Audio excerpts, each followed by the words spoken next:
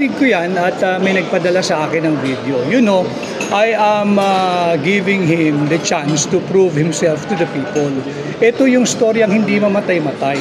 I never accused him of someone who is using drugs. In fact, I was the one who presented his negative drug test result way back in November of 2021.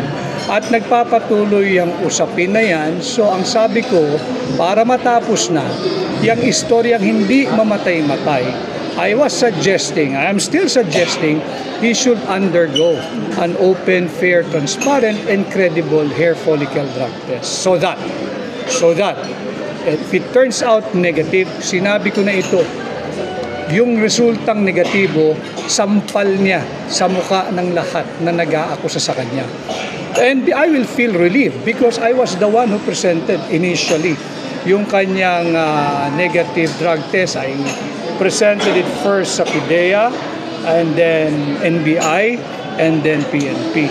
So yun ang konteksto noon. Yung pong